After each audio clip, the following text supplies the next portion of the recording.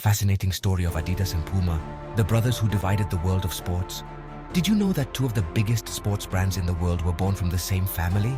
Yes, we're talking about Adidas and Puma, two giants whose rivalry has roots as deep as they are fascinating. What started as a family business ended in one of the most intense battles in the history of sports and fashion. Today, I'm taking you back to the beginning of this story. We'll discover how a small workshop in Germany became the epicenter of a revolution in athletic footwear. Get ready, because this isn't just a success story. It's a story of rivalry, betrayal, and determination. Chapter 1. The beginning of a family dream. The story begins in Herzogenaurach, Germany, at the end of World War I. A young man named Adolf Dassler, better known as Adi, returns home with a revolutionary idea. His dream was to create athletic shoes that would help athletes perform better on the field. Adi, passionate and meticulous, began designing shoes with soft leather, padded interiors, and soles with small spikes to improve grip on the courts. In a corner of his family's workshop, Adi set his vision in motion, but he didn't do it alone. His older brother, Rudolf Dassler, joined the company. While Adi took care of the designs and production, Rudolf, charismatic and outgoing, led public relations and sales. Together they formed Gebrüder Dassler Schuhfabrik, or Dassler Brothers Shoe Factory. Chapter 2. The first steps to glory. In the 1920s, the brothers' talent caught the attention of local coaches and athletes. But their big break came at the 1936 Berlin Olympics, when American sprinter Jesse Owens won 4 gold medals wearing shoes designed by Adi Dassler. Imagine the impact. A black athlete triumphing in Nazi-controlled Germany, all while wearing Dassler shoes. It was a publicity coup that catapulted the brand to global fame. However, despite the success, tensions between the brothers began to grow.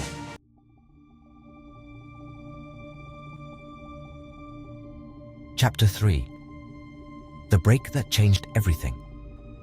World War II was the catalyst that pushed the brothers' relationship to the brink of collapse.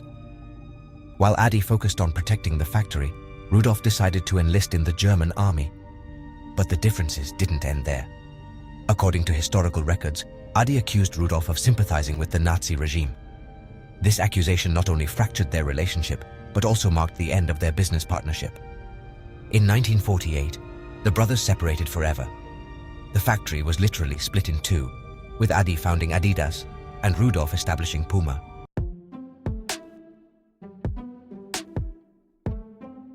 Chapter 4. Adidas takes the lead. Adi Dassler wasted no time. In 1949, he registered the Adidas trademark, inspired by his nickname Adi and the first 3 letters of his last name. That same year, he introduced the iconic 3 stripes, which would soon become the brand's distinctive symbol.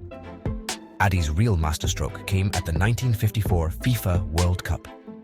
The German team wore Adidas boots with adjustable studs, specially designed for playing in the rain. Germany won the tournament, and with it, Adidas established itself as the favorite brand in soccer.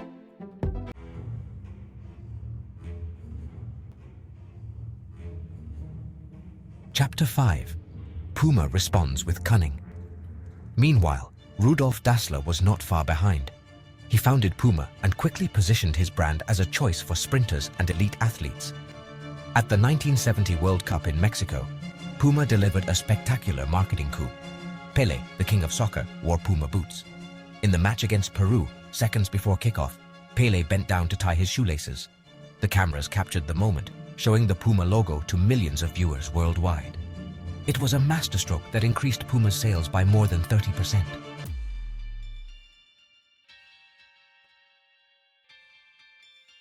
Chapter 6. The rivalry intensifies. The competition between Adidas and Puma didn't just involve the brothers, but also their children and grandchildren.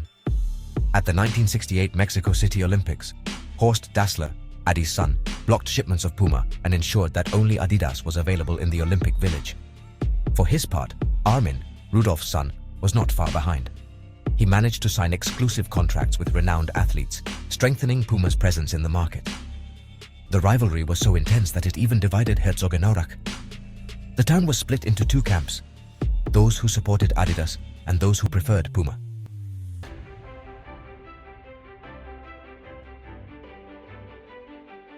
Chapter 7. Global expansion.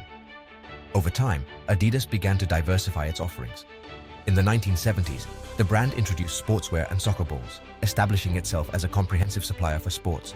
In the 1980s, Adidas signed a groundbreaking deal with rap group Run DMC, breaking down the barriers between sports and urban culture. Songs like My Adidas helped the brand connect with new audiences.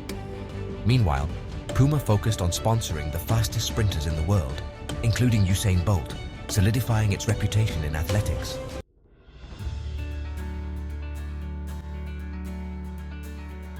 Chapter 8. From family businesses to global corporations. After the death of their founders, both brands went through ups and downs.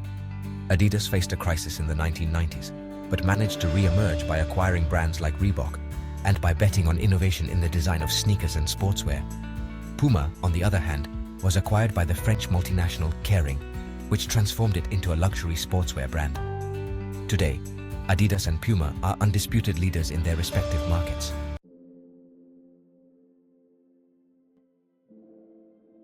Conclusion. The story of Adidas and Puma is much more than the story of two brands. It's a lesson in how passion, innovation, and rivalry can drive people to achieve extraordinary heights. Although Adi and Rudolf Dassler never reconciled their differences, their legacy lives on in every shoe, ball, and garment that bears their logos. Now tell me, are you #Team Adidas or #Team Puma? Leave it in the comments and tell us what part of this story inspired you the most. If you enjoyed this video, don't forget to like, subscribe, and hit the bell for more fascinating content. See you in the next video.